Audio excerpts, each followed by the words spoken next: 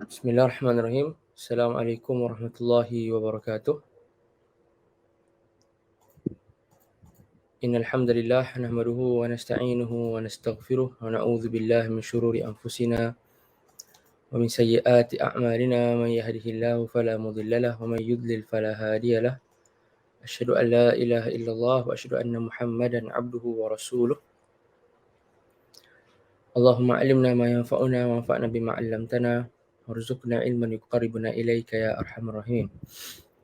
Allahumma faqihna fid din wa 'allimna at-ta'wil wa hadina siratal mustaqim. Allahumma inna na'udzubika min ilmin la yanfa' min qalbin la yakhsha' min nafsin la tashba' min da'watin la yusma' amma ba'd. Alhamdulillah kita diberi kesempatan untuk kita bertemu semula pada minggu ni bagi membicarakan risalah usul fiqh dari kitab Nuqayah An-Nuqayah oleh Imam Jalaluddin As-Suyuti rahimahullah. Jadi kita berhenti minggu lepas pada bab An-Nasakh ni ya. Pada bab An-Nasakh. Mana minggu lepas kita dah habis belajar tentang zahir dan muawwal. Zahir dan muawwal. Yang mana jika tuan-tuan dan puan-puan ingat, ana sebutkan yang takwil ni ada jenis dia. Okay, takwil ni ada syarat. Kemudian bukan semua takwil itu mazmum. Kemudian mentaksiskan yang umum tu satu bentuk takwil. Takyidkan yang mutlak itu satu bentuk takwil. Macam-macam lah kan, kita dah belajar. Jadi menunjukkan bahawa takwil itu dia ada mafhum yang ataupun konsep yang luas. Okay? Ada konsep yang luas. Minggu ni kita nak belajar tentang An-Nasakh. Okay, ana baca yang bahasa Arab dulu. Qala al-muallif rahimahullah wa nafa'ana bi ulumih. An-Naskhu raf'ul hukm asy-syar'i bi khitab wa yajuzu ila badalin wa ghairihi wa aghladhi wa akhaffi wal kitabi bihi wa bis sunnati wa hiya bihima. Okey. Aghladha lah, okey, sebab dia mamnu' min as-sarf. Wa yajuzu ila aghladha wa akhaffa wal kitabi bihi wa bis sunnati wa hiya bihima. Maksud dia nasakh. An-nasakh ialah diangkatnya satu hukum syarak dengan wahyu. Boleh jadi ia dimansuhkan secara mutlak dan boleh jadi ianya dimansuhkan kepada hukum yang baru. Ia juga boleh berlaku pada hukum yang berat menjadi hukum yang ringan. Kemudian Imam As-Suyuti sebutkan bentuk-bentuknya. Boleh berlaku nasakh yang mana dia memansuhkan hukum dari berat menjadi ringan. Boleh berlaku nasakh di antara Al-Quran dengan Al-Quran, di antara Al-Quran dengan As-Sunnah, di antara As-Sunnah dengan Al-Quran, di antara As-Sunnah dengan As-Sunnah. Okay. Jadi antum bayangkan, tuan-tuan dan puan-puan bayangkan, dalam sebaris ni je Imam Suyuti sebut semua benda tu tadi. Sebenarnya dalam ayat Imam Suyuti ni, ayat ni sangat padat. Dari sudut bahasa Arab dia sangat padat. Wa yajuzu ila badalin wa ghairihi, maksudnya wa ila ghairi badal. Maksudnya boleh nasakh tu dimansuhkan untuk dan datang selepas dia hukum yang baru ataupun tak ada hukum baru. Wa yajuzu ila aghlaz, daripada ringan ke berat. Wa akhaf, daripada berat ke ringan. Wa yajuzu al-kitabu bihi. Okey. Maksudnya wa yajuzu naskhul kitab bihi, maksudnya bil kitab. Wa bis sunnah, maksudnya naskhul kitabi bis sunnah. Wahia, maksudnya wa yajuzu naskhus sunnati bihima, maksudnya bihima bil Qur'ani wa sunnah. Bil kitab wa sunnah. Nampak maksudnya dalam ayat ni Imam Suyuti dah sebutkan semua ni. Sebab tu bila kita terjemah dia jadi panjang macam tu. Imam Suyuti padat kan. Ini kelebihan bahasa Arab tuan-tuan dan puan-puan. Ini kelebihan bahasa Arab. Dan kalau kita ni orang yang belajar agama, kalau kita penuntut ilmu agama, belajarlah bahasa Arab. Tak ada uzur untuk kita tak belajar bahasa Arab. Kalau kita orang yang minat ilmu agama, suka belajar agama, okey, maka belajarlah bahasa Arab. Orang yang tak minat agama pun, orang biasa, orang awam pun dia wajib belajar bahasa Arab sekadarnya. Sekadarnya tu sebahagian ulama macam Imam Asy-Syafi'i sebut setakat dia memahami perkara-perkara yang fardu ain, macam dia punya lafaz syahadah dia, bacaan dia dalam solat. Selain daripada tu, orang yang minat ilmu agama, orang yang nak belajar, dia kena belajar lebih bahasa Arab. Okey. Sekarang kita nak pergi definisi an-nasakh. Kita nak pergi definisi an-nasakh. Nasakh ni, tuan-tuan dan puan-puan yang dirahmati Allah sekalian, dari sudut bahasa maksud dia al-izalah. Kata para ulama kita, an-nasakh lughatan ni maksudnya dari sudut bahasa dia membawa maksud al-izalah. Okey, al-izalah.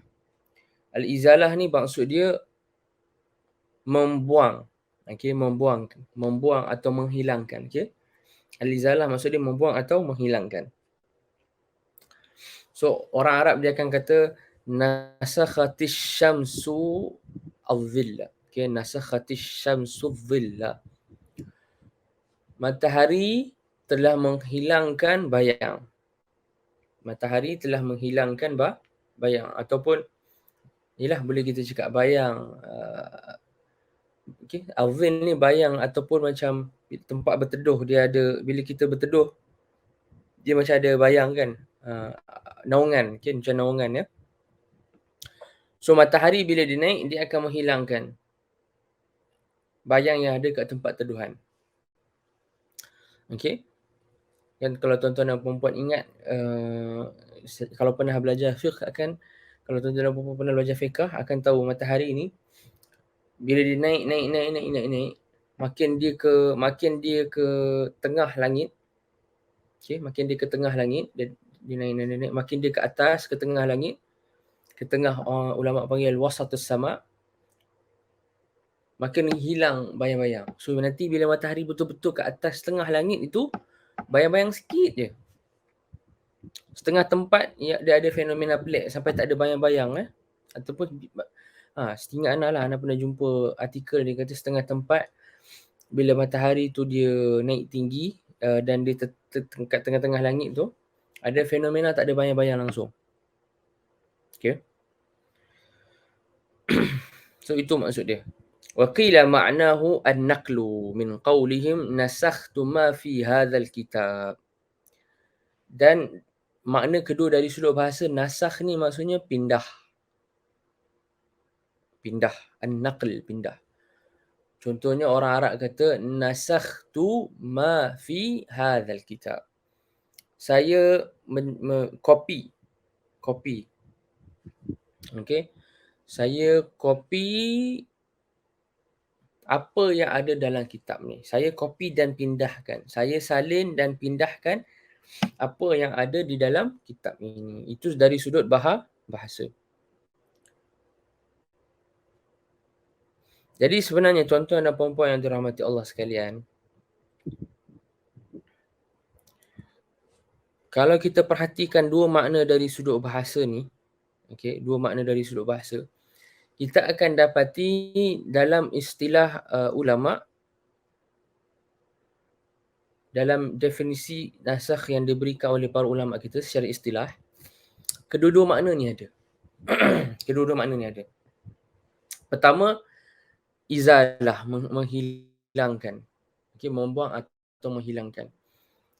Nasakh yang berlaku ni, pemansuhan yang berlaku dalam hukum syarak, first kali mestilah berlaku hukum tu dihilangkan, atau hukum tu dibuang atau dihilangkan. Yang kedua, selepas dibuang atau dihilangkan, dipindahkan kepada tempat hukum tadi itu hukum baru. Okay, dipindahkan kepada tempat hukum tadi itu hukum baru. Jadi nasakh yang berlaku dalam syarak kita, dalam agama kita, hakikatnya ada pada dia kedua-dua definisi nasakh dari sudut bahasa. Okey. Dan definisinya dari sudut istilah, Imam Suyuti berikan diangkatnya suatu hukum syarak dengan wahyu.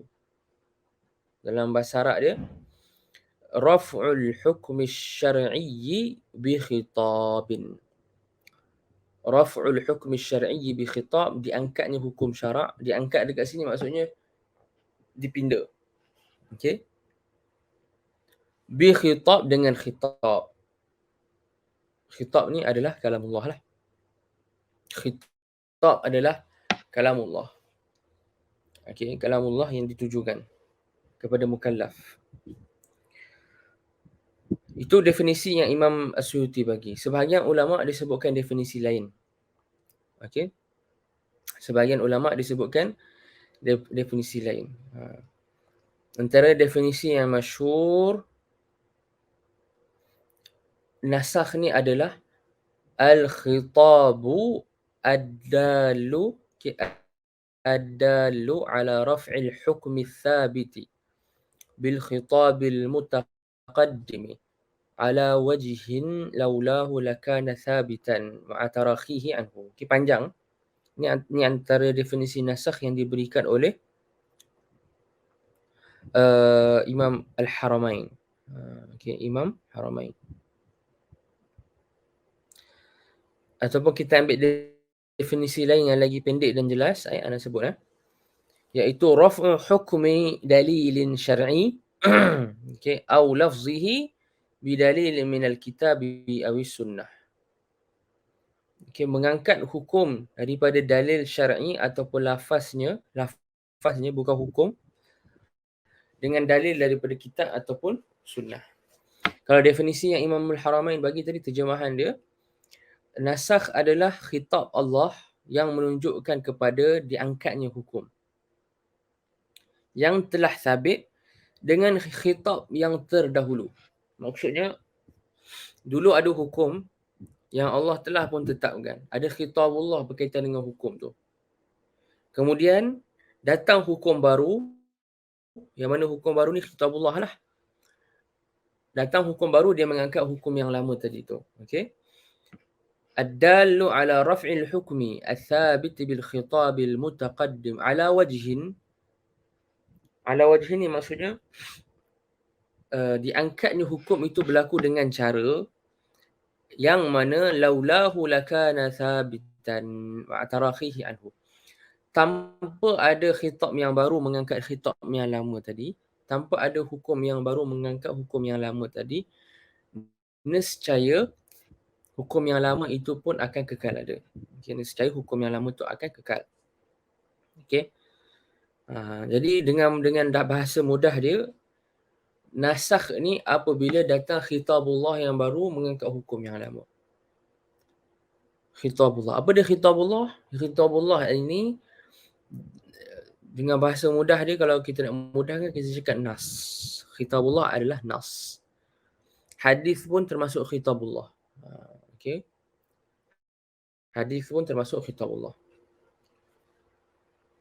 Dari sudut istilah ulama usul lah. Sebab dari istilah ulama bahasa, khitabullah ni kalamullah al-muwajjah ila ghairi. Ya, tapi dari sudut istilah ulama usul, bila kata khitabullah, termasuk apa yang Nabi SAW sebut.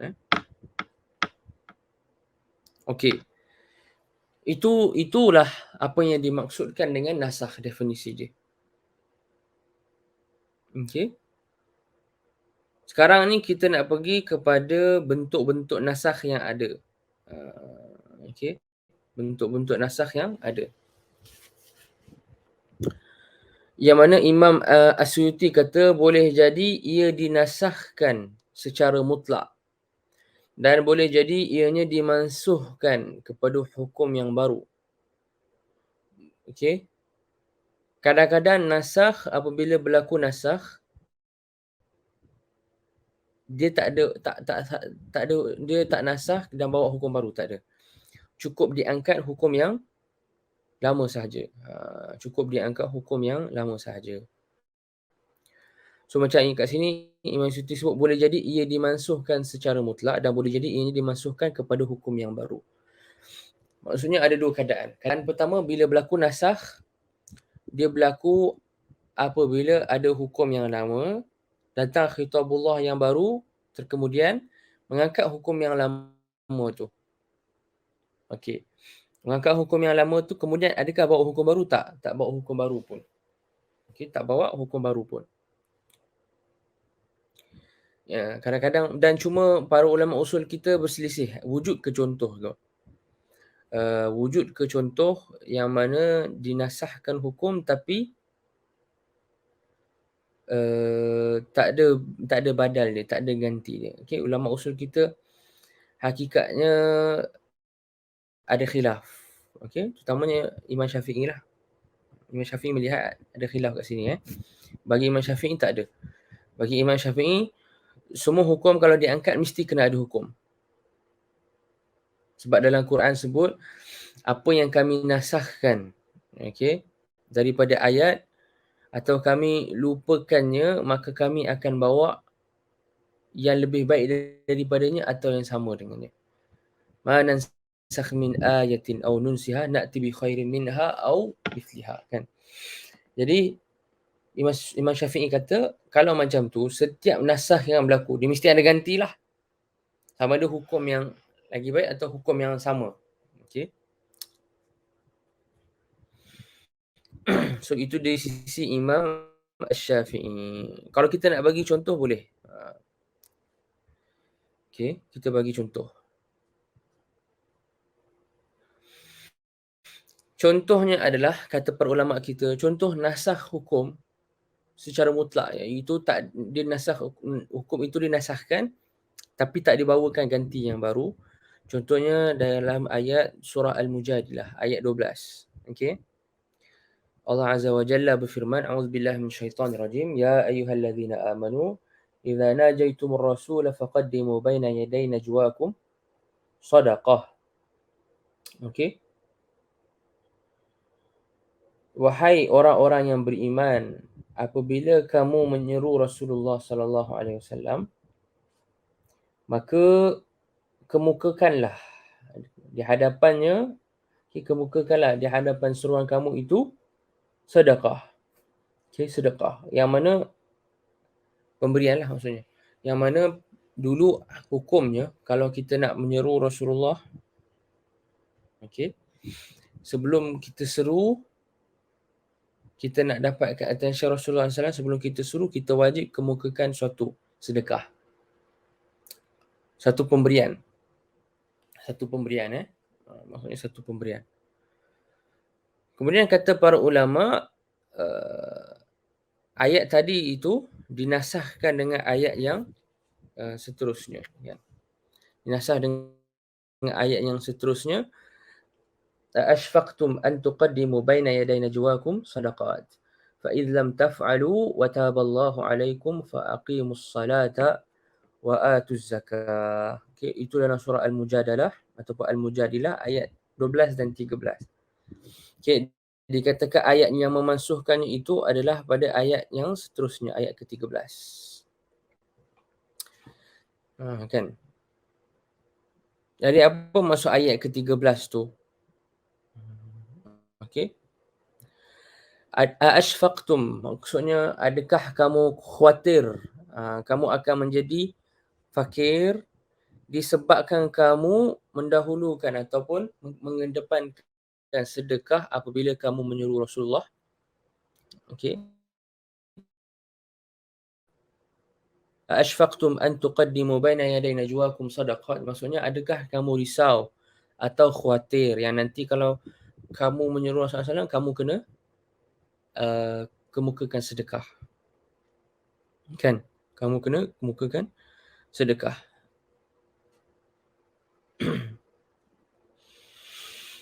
Jadi kemudiannya Allah sebut فَإِذْ لَمْ تَفْعَلُوا وَتَابَ اللَّهُ عَلَيْكُمْ. تَابَ اللَّهُ عَلَيْكُمْ, Allah mengampunkan ke atas kamu. Kata para ulama tafsir, maksud mengampunkan ke atas kamu ni, rakhasa lakum fi tarkiha. Allah memberi rukhsah kepada kamu untuk kamu meninggalkan beri sedekah apabila menyuruh Rasulullah SAW. Okey. Fa in lam taf'alu, apabila kamu tak buat macam tu, maksudnya tak buat mengedepankan sedekah apabila menyuruh Rasulullah SAW, Wa taballahu alaikum. Allah mengampunkan kamu. Kata para ulama tafsir, maksudnya kat sini memberi rukhsah keringanan kepada kamu kalau kamu tak mampu nak bawa sedekah, maka tak apa. Gantilah sedekah itu dengan yang melakukan solat, okey, dan memberi zakat dan mentaati Allah dan Rasulnya. Okey, mentaati Allah dan Rasulnya. Okey. Najwa ni dia bukanlah menyeru, dia macam menyeru, okey, memanggil Rasulullah, menyeru Rasulullah, kemudian nak bercakap secara kita cakap bukan secara publik. Itu an-najwa. An-najwa ni maksudnya menyeru dan kemudian bercakap dengan Rasulullah SAW tapi bukan secara publik. Macam bersendirian. Okey, nak bersendirian. So ini antara contoh kata para ulama hukum yang dinasahkan tapi tak ada ganti. Sebab asalnya ayat atas menyatakan orang yang beriman wajib apabila menyuruh Rasulullah SAW untuk najwa, untuk bercakap secara private, kena mengedepankan sedekah. Tapi datang ayat dekat bawah, fa idzam taf'alu wa taballahu alaikum. Kalau kamu tak buat macam tu, Allah telah ampunkan kamu. Telah ampunkan kamu, kata para ulama tafsir, rakhasa lakum, rakhasa lakum tark as-sadaqah. Tark as-sadaqah, okey. Allah Subhanahu wa taala telah memberi keringanan kepada kamu untuk tidak beri sedekah itu. Okey, apabila kamu menyuruh Rasulullah SAW untuk bercakap secara bersendirian. Ini contoh yang diberikan oleh para ulama lah untuk nasah kepada tiada hukum. Hukum lama tu dinasahkan tapi tak ada hukum baru yang ganti. Hukum lama dinasahkan tapi tiada hukum baru yang ganti.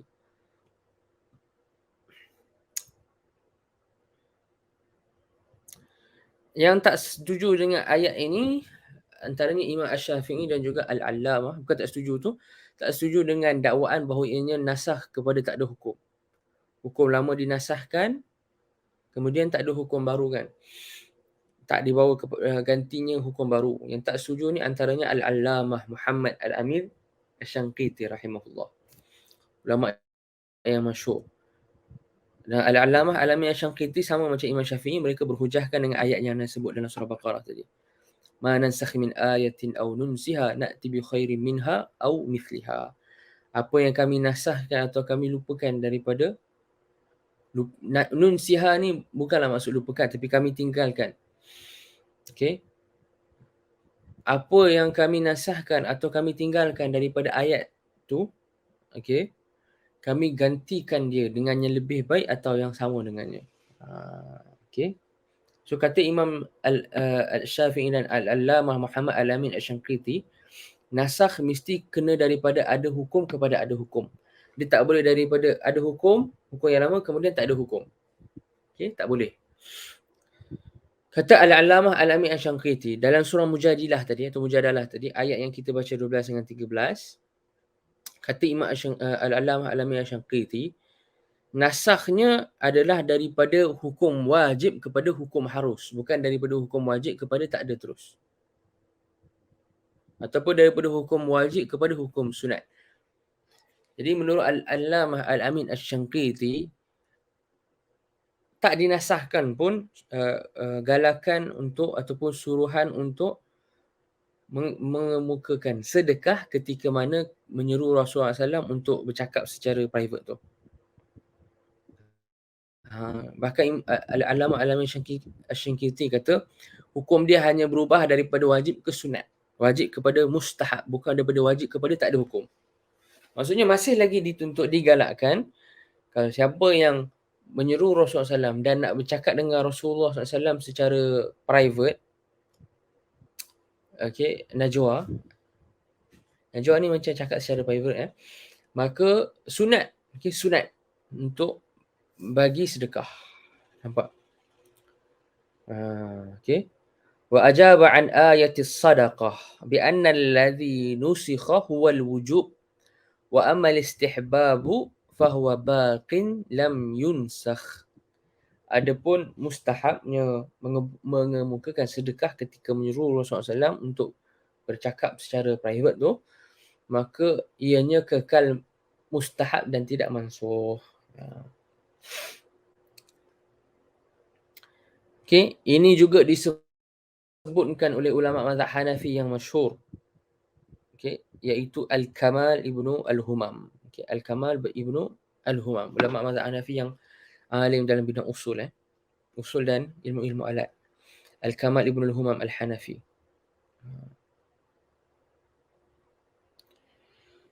Jadi itu contoh hukum kepada contoh boleh jadi yang Imam maksudkan boleh jadi itulah contoh kepada apa yang Imam Suyuti maksudkan, boleh jadi ia dimasukkan secara mutlak. Maksudnya dimasukkan terus tanpa hukum. Dan boleh jadi ia dimasukkan kepada hukum yang baru. Kepada hukum yang baru inilah yang banyak berlaku tuan-tuan dan puan yang dirahmati Allah sekalian. Okey.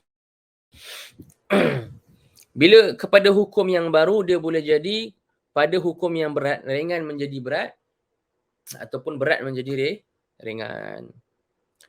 Okey. Nasakh hukum yang lama yang ringan pergi ke hukum yang baru yang berat. Itu pertama. Yang kedua, nasakh hukum lama yang berat pergi kepada hukum baru yang ringan. Dua-dua ada. Kita pergi yang ringan ke berat. Menasahkan hukum lama yang ringan pergi ke hukum lama yang berat. Okay, kita tengok yang tu dulu. Yang mana? Dalam surah Al-Baqarah, Allah Azza wa Jalla berfirman, وَعَلَى الَّذِينَ يُطِيقُونَهُ فِدْيَةٌ طَعَامُ مِسْكِينٍ فَمَنْ تَطَوَّعَ خَيْرًا فَهُوَ خَيْرٌ لَهُ وَأَنْ تَصُومُوا خَيْرٌ لَكُمْ إِنْ كُنْتُمْ تَعْلَمُونَ.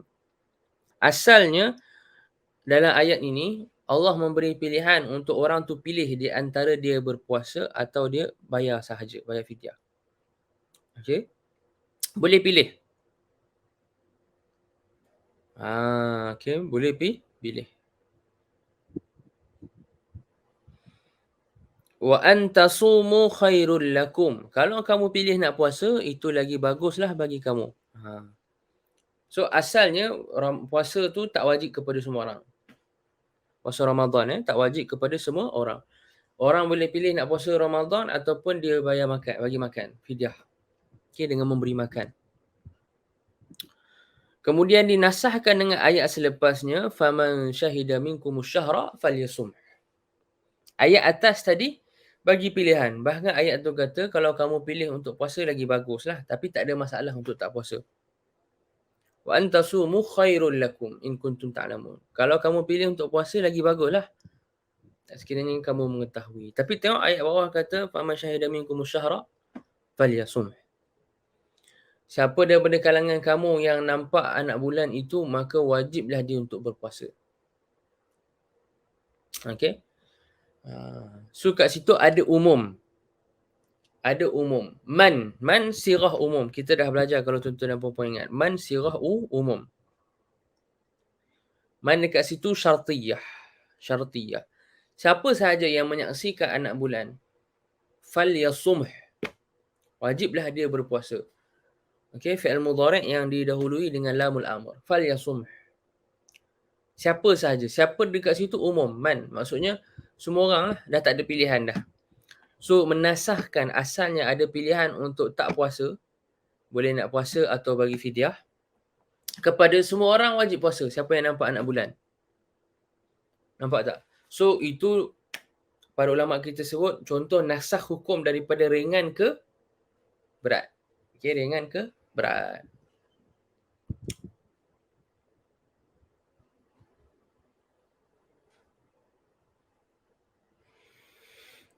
Contoh daripada berat ke ringan. Okey, daripada berat ke ringan. Ini berlaku dalam kisah ataupun dalam ayat yang para ulama panggil ayat musabarah. Ayat seorang ayat askar Islam itu dia menetapkan diri dia untuk menghadapi musuh, dia tak lari ataupun dia tak palingkan diri. Yang mana asalnya pada keadaan awal Islam, apabila orang Islam tak ramai, seorang tentera Islam itu dia mesti kena, dia tak boleh berganjak dan lari jika rasio nisbah di antara musuh dengan dia itu kurang daripada 1/10. Okey, daripada 1 sampai 1 sampai ke 10. Maksudnya kalau ratio 2 kali ganda, contohnya askar orang Islam 100, askar orang kafir 200. Kalau askar orang Islam 100 lawan dengan askar orang kafir 200, seorang askar lawan berapa? Orang Islam lawan 2, betul tak? Okey, lawan 2. Ataupun 500 lawan 100. 500 orang kafir lawan 100 orang Islam. Maksudnya seorang askar Islam kena lawan dengan 5. Ataupun 1000. 1000 lawan 100. Seorang kena lawan 10.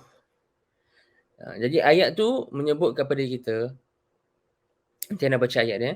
Jadi hukum yang awal pada awal Islam menyebutkan bahawa askar Islam, tentera Islam, jika bilangan musuh tu rasionya tak melebihi 10/10 ataupun tak melebihi gandaan 10 kali ganda, maka wajib orang itu dia bersabar dan meletakkan diri dalam medan perang dan tak lari. Kalau lebih 11, contohnya askar orang Islam 100, askar orang kafir 1100.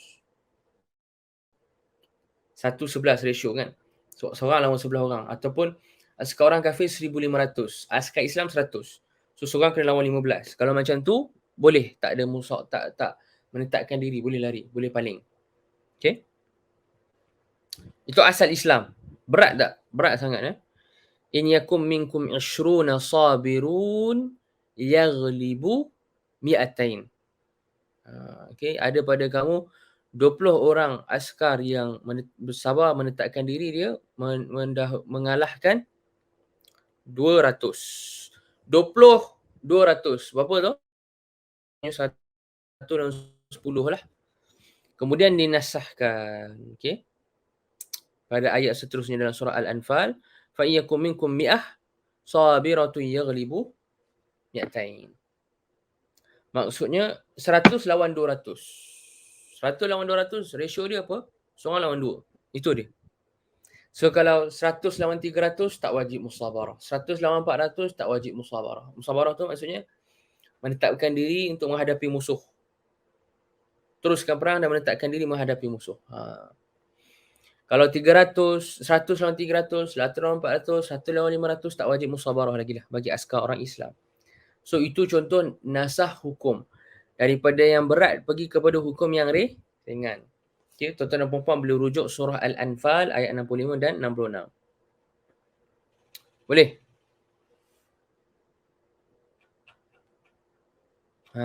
Okay. Kemudian kita pergi ke pembahagian lain pula bagi jenis-jenis nasah.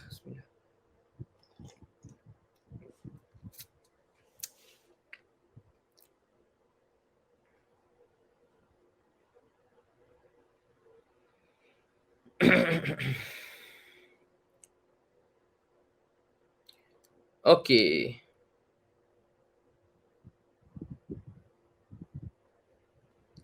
Iaitu berlaku nasakh di antara Al-Quran dengan Al-Quran. Okey. Nasakh Al-Quran dengan Al-Quran ni bentuk yang pertama. Nasakh Al-Quran dengan Al-Quran, contoh dia apa? Okay, sekarang ni kita nak melihat kepada nasakh dari sudut, Al-Quran dinasahkan dengan Al-Quran. Al-Quran dinasahkan dengan Sunnah. As-Sunnah dinasahkan dengan Al-Quran. As-Sunnah dinasahkan dengan As-Sunnah. Kita nak melihat kepada hukum nasakh ini, dari sudut nasikh, apa yang menasahkan itu. Yang menasahkan itu Al-Quran ke Sunnah. Dan dari sudut apa yang dinasahkan, Al-Quran ke Sunnah. Bi'tibari an-nasikhi wal mansukh. Boleh berlaku nasakh. Yang pertama, Imam Suyuti kata, boleh berlaku nasakh Al-Kitab dengan Al-Kitab. Al-Kitab dengan Al-Kitab macam mana sebut tadi? Ayat musabarah tadi kat surah Al-Anfal, ataupun ayat tadi yang kita dah bahas tentang dekat surah Mujadalah. Okey. Idza najaitumur rasul faqadimu baina yaday najwakum sadaqat. Ayat tentang mengemukakan sedekah apabila kamu menyuruh Nabi SAW untuk bercakap secara private tu. Itu contoh nasakh Alkitab dengan kitab lah. Dua-dua ada dalam Quran. Ataupun yang tadi tentang puasa. Kan wa antasumu khairul lakum in kuntum ta'lamun. Kemudian kat ayat seterusnya, tengah-tengah ayat seterusnya, faman syahida minkum syahra falyasum. Itu semua contoh nasakh kitab dengan Alkitab. Okey, itu contohnya. Banyak contoh sebenarnya, itu antaranya. Contoh yang lain pula adalah bentuk yang lain pula nasakh kitab dengan as-sunnah. Maksudnya Al-Quran dinasahkan dengan as-sunnah.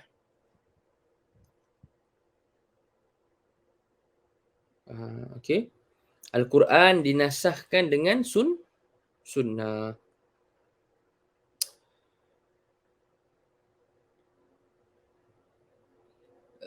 Ini menjadi perbincangan di kalangan para ulama kita hakikatnya. Bolehkah berlaku nasah Al-Kitab dengan As-Sunnah? Macam Imam Suyuti sebut ni. Okey. Wal kitabu bihi ataupun wal kitabi bihi maksudnya wa yajuzu naskhul kitab bihi maksudnya bil kitab wa bis sunnah maksudnya wa yajuzu menurut Imam Suyuti lah. Wa yajuzu naskhul kitabi bihi maksudnya bis sunnah wa yajuzu naskhul kitabi bis sunnah. Quran dengan sunnah. Dinasahkan Al-Quran dengan as-sunnah. Cuma pertama sekali sebahagian ulama tidak setuju dengan ada berlakunya nasakh Al-Quran dengan as-sunnah. Okey. Dan as-sunnah dekat sini perlu diperincikan. Okey, tuan-tuan dan puan-puan, perlu diperincikan. Kalau yang dimaksudkan dekat sini nasakh Al-Kitab iaitu Al-Quran dengan as-sunnah yang mutawatirah, sunnah yang mutawatir. Okey, sunnah yang mutawatir maka boleh berlaku. Majoriti ulama kata harus untuk berlaku. Dan memang berlaku pun. Okey, dan memang berlaku pun. Okey. Tapi kalau dimaksudkan sunnah dekat sini adalah sunnah ataupun hadis yang ahad. Hadis yang ahad ni tuan-tuan dan puan-puan dan rahmat Allah sekalian, contohnya macam hadis yang gharib, hadis yang aziz, hadis yang masyhur, yang mana perawi dia tak sampai kepada bilangan perawi yang mutawatir. Ada seorang, dua orang, tiga orang. Mungkin dalam salah satu peringkat sanad tu, bilangan paling rendah perawi dia ada seorang, jadi hadis gharib. Salah satu peringkat sanad. Kalau ada bilangan yang paling kurang dia dua, dia jadi hadis aziz. Kalau dalam satu peringkat sanad tu, ada perawi dia, bilangan perawi dia yang paling rendah 3 orang. 3, 4, 5 macam tu, dia jadi hadis masyhur. 3 jenis hadis ni, gharib, aziz dan masyhur ini dianggap sebagai hadis ahad. Okey, hadis ahad ataupun sunnah ahadiyah. Yang mana para ulama usul kebanyakan para ulama usul kata tak boleh berlaku nasakh di antara Al-Quran dan As-Sunnah Al-Ahadiyah. Okey.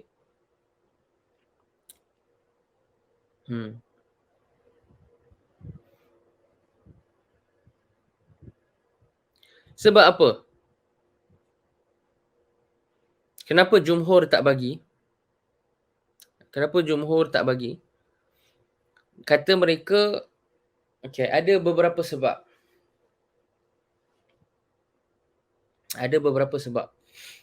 Antaranya ada yang mengatakan kerana Al-Quran itu qat'i. Qat'iyyus thubut. Maksudnya pasti ianya datang daripada Nabi SAW. Yang Nabi SAW pula pasti bawanya daripada Allah Azza wa Jalla. Dengan perantaraan Jibril.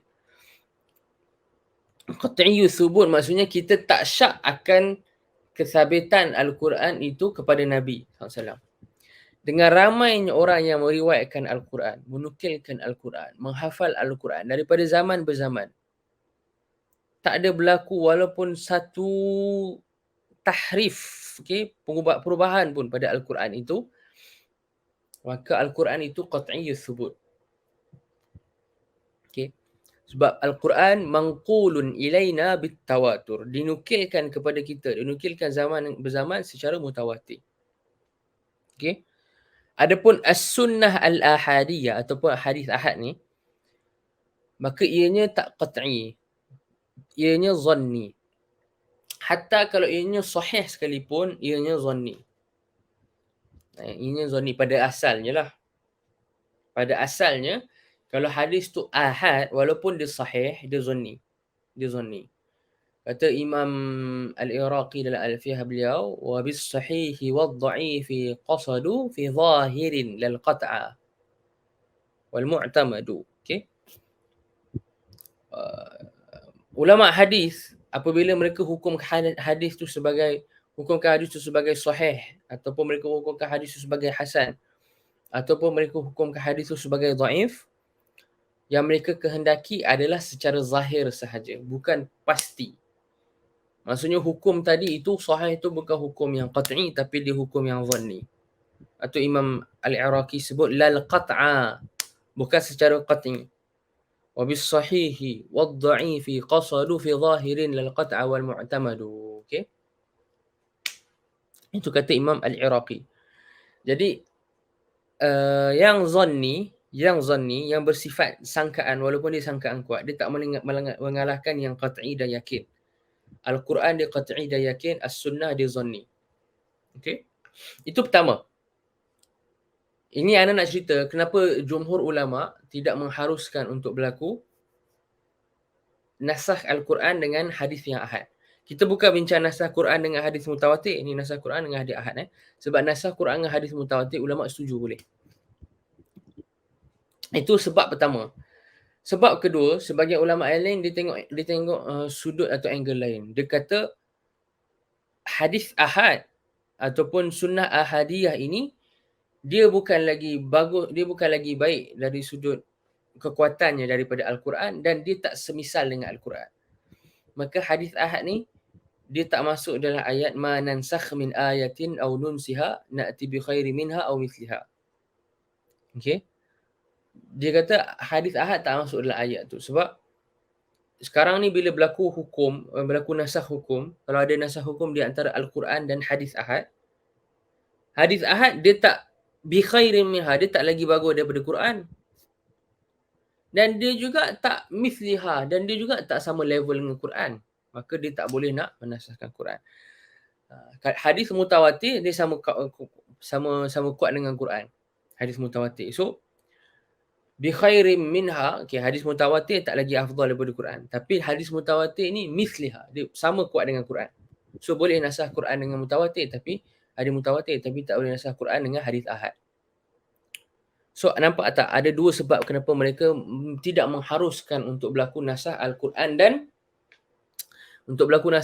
dengan As-Sunnah. Sunnah yang ahadiyah. Boleh tuan-tuan dan puan-puan?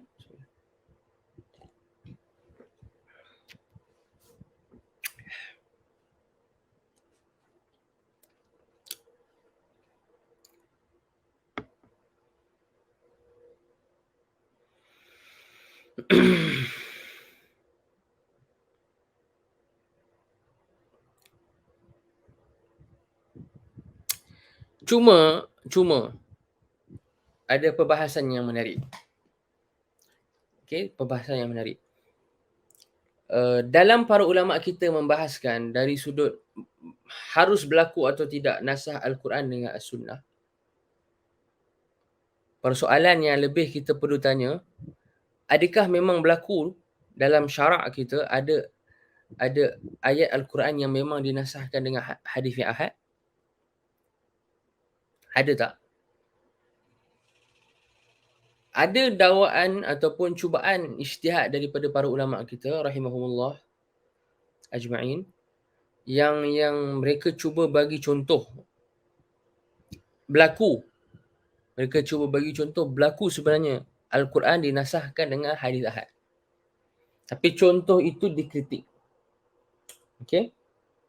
Contoh itu dikritik.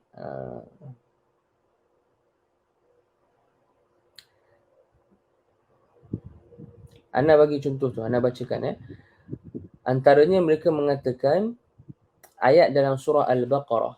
Okey. Kutiba alaikum idza hadara ahadakumul maut in taraka khairanil wasiyyatu lil walidaini wal aqrabin.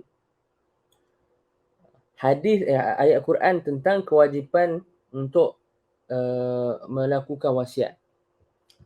Okey, telah difardukan kepada kamu apabila hadir kepada kamu atau salah seorang daripada kamu maut untuk dia meninggalkan wasiat kepada kaum kerabat dia, kepada kedua ibu bapa dia dan kaum kerabat dia. Okey, wajib. Sebab ayat tu sebut kutiba alaikum. Wajiblah. Antara sirah untuk wujub kita belajar kan, antara sirah untuk wajib adalah kutiba alaikum. Dinasahkan ayat ni dengan hadis yang masyhur, la wasiyata liwaris. Okey, hadis yang diriwayatkan oleh Imam Abu Daud dan Tirmizi. Tiada hak pewarisan, tiada wasiat, silap. Tiada wasiat untuk waris. Kan? Waktu tuan-tuan dan puan-puan dalam ilmu faraid kita belajar. Betul tak? Orang yang dia ahli waris, dia akan dapat harta walaupun tanpa wasiat. Dan kalau nak juga buat wasiat untuk ahli waris, katakanlah si mati nak juga buat, dia ada syarat dia. Dia ada syarat dia. Katakanlah dia wasiatkan untuk dibagi habuan lebih dekat seorang anak ni. Walaupun dari sudut faraid, anak tu dia ada kadar tertentu dah. Orang tu nak bagi habuan lebih lagi ke anak dia seorang ni sebab dia sayang contohnya. Ada syarat dia. Antaranya ahli waris kena bersetuju, kan? Ahli waris kena bersetuju atas wasiat dia untuk dia tambah bagi habuan kat seorang tu. Kalau tidak tak boleh. Okey.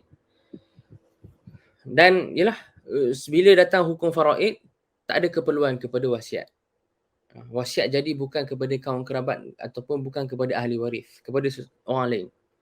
Dan tak boleh lebih daripada 1/3. Kalau nak lebih 1/3 pun ada syarat dia.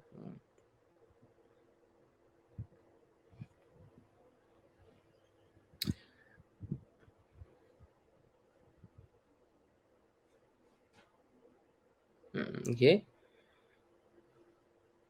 Ini antara yang didakwa lah, walaupun di antara yang didakwa. Sebab apa? Sebab ulama lain mengatakan sebenarnya itu bukan nasah Quran dengan hadis. Okey. Ayat tentang wasiat, kutiba alaikum idza hadara ahadakumul maut. Kan? In taraka khairanil wasiyatu lil walidaini wal aqrabin. Ayat tu tadi, sebagian ulama kata ayat ni tak dinasahkan dengan hadis la wasiyata liwaris. Tapi ayat ni dinasahkan dengan ayat tentang pewarisan yang panjang kat surah Nisa. Kat awal surah An-Nisa. Okey. So mereka kata berlaku nasah di antara Quran dengan Quran lah. Bukan Quran dengan hadis, tapi Quran dengan Quran. Okey, so sebenarnya berlaku nasah antara ayat wasiat tadi dengan ayat mawaris dalam Quran juga kat surah An-Nisa. Faham? So contoh itu tadi dikritik. Contoh itu tadi mukhtalaf fih di kalangan para ulama. Sebab itulah hakikat sebenar dia antara para ulama kita yang muhaqqiqin macam Syekhul Islam Ibn Taimiyah rahimahullah, mereka kata sebenarnya tak ada contoh pun berlaku ayat Quran yang dinasahkan dengan hadis ahad. Ini Syekhul Islam Ibn Taimiyah sebut. Anda bacakan kata Ibn Taimiyah. Kata Syekhul Islam rahimahullah Ibn Taimiyah, wabil jumlah. Okey, secara umumnya falam yathbut anna syai'an minal Qur'ani nusikha bisunnatin bila Quran. Tu dah. Okey, secara umumnya tak sabit atau tak pernah sabit pun ada sesuatu daripada Quran, ada ayat Quran yang dinasahkan dengan sunnah, tetapi tak ada ayat Quran lain yang nasahkan juga. Maksudnya Ibn Taimiyah nak kata, kalau kita nampak macam ada ayat Quran yang dinasahkan dengan sunnah macam tadi, ayat tentang wasiat tiba-tiba dinasahkan dengan hadis kan la wasiyata liwaris. Ibn Taimiyah kata kalau nampak tu sebenarnya dia bukan nasah Quran dengan hadis ahad, tak. Dia sebenarnya Quran dinasahkan dengan hadis ahad dan juga ada ayat Quran lain yang menasahkan. Dalam kes tadi, ayat tentang pewarisan, ayatul mawaris yang banyak, yang panjang dekat surah Nisa tu, itu yang menasahkan ayat kutiba alaikum idza hadara ahadakumul maut. Kita tentang wajib beri wasiat. In taraka khairanil wasiyatu lil walidaini wal aqrabin. So kata Ibn Taimiyah tak sabit pun satu contoh, okey. Tak sabit pun satu contoh. Dalam tempat yang lain beliau kata, wa min tamami hurmatil Quran anna Allah lam yansakhu, okay, anna Allah lam yansakhu illa biquran. Ni Syekhul Islam Ibn Taimiyah sebut. Di antara kesempurnaan penjagaan terhadap Al-Quran, di antara kesempurnaan terpeliharanya Al-Quran itu, wa min tamami hurmatil Quran, di antara kesempurnaan terjaganya Al-Quran, di antara kesempurnaan agung terhormatnya Al-Quran itu, annallaha lam yansakhu illa biquran.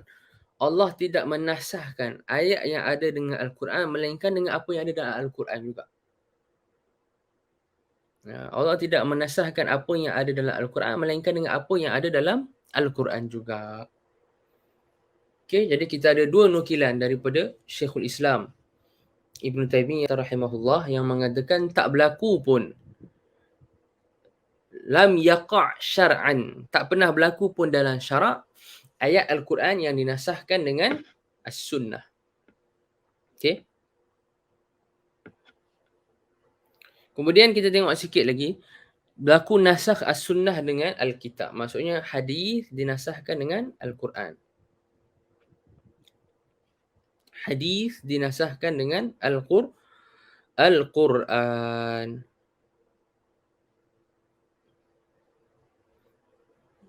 Contohnya,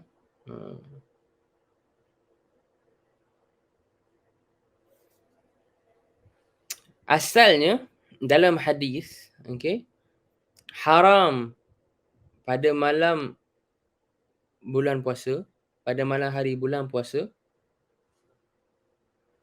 untuk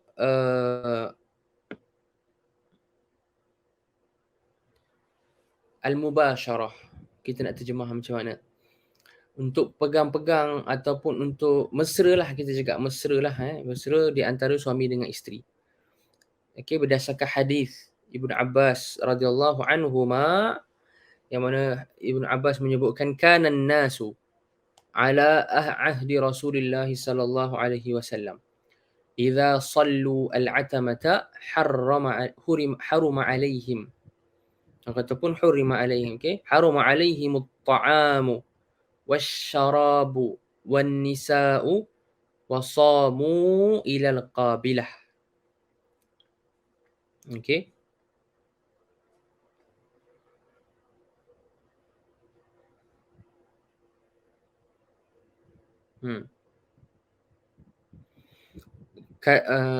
Dahulunya manusia pada zaman Nabi sallallahu alaihi wasallam, apabila mereka melakukan solat Isyak, sallu al-atamah, atamah tu maksudnya waktu Isyak, lepas mereka ni haram untuk mereka makan, minum dan bermesra dengan wanita, dengan isteri lah, wan nisa. Dan mereka akan puasa sampailah esok. Sampailah ke esok. Al-qabilah ni anda kena check balik apa maksud dia. Cuma nak bagi tahu asalnya berdasarkan hadis ni, dan hadis ni ada dalam Sahih Bukhari, Hadis ni ada dalam Sahih Bukhari.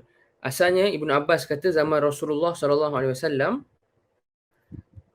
asalnya waktu malam bulan puasa kalau dah solat Isyak, tak boleh lagi makan, minum dan bermesra dengan wanita waktu tu.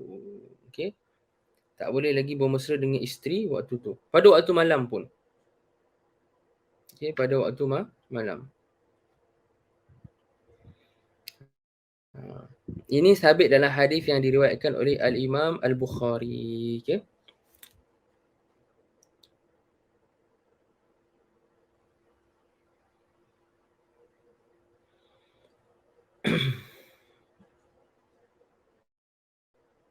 Kemudian datang ayat Al-Quran yang menasahkan, yang mana Allah Azza wa Jalla menyebutkan di dalam Al-Quran, uhilla lakum lailatas siyamir rafathu ila nisaikum hunna libasul lakum wa antum libasul lahun. Dihalalkan bagi kamu pada malam bulan-bulan puasa itu untuk kamu bermesra ataupun itulah buat hubungan suami isteri. Okey. Mereka itu umpama pakaian bagi kamu dan kamu itu umpama pakaian bagi mereka. Ayat ini menasahkan hadis tadi yang menyebutkan bahawa pada malam bulan puasa tak boleh untuk hatta bermesra pun dengan isteri. Okey. Bermesra pun tak boleh. Okey, itu contoh nasakh hadis dengan Al-Quran. Contoh nasakh hadis dengan Al-Quran. Contoh nasakh hadis dengan hadis.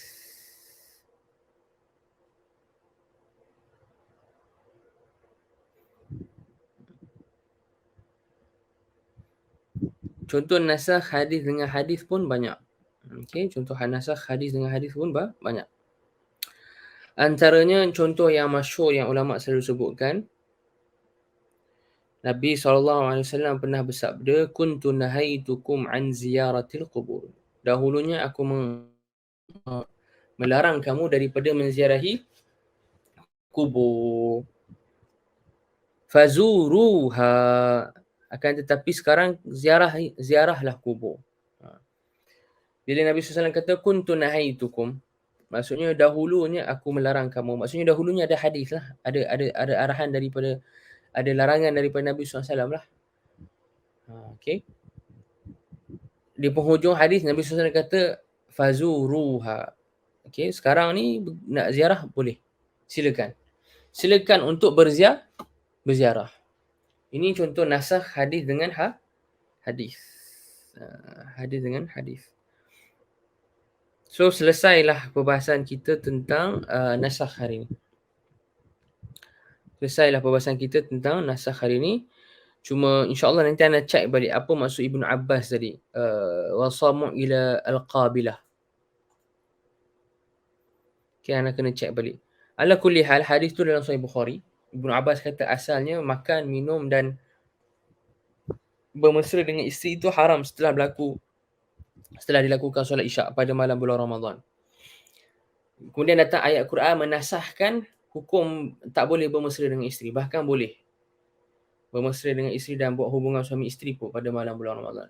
Okay. Uhilla lakum lailatas siyamir rafathu ila nisaikum. Hunna libasul lakum wa antum libasul lahun. Cuma apa maksud dalam hadis Ibnu Abbas tu wasamu ila al-qabilah, itu anda kena check balik. Itu anda kena check balik. InsyaAllah lah minggu depan akan beritahu. Wallahu ta'ala a'lam bissawab. Ada soalan?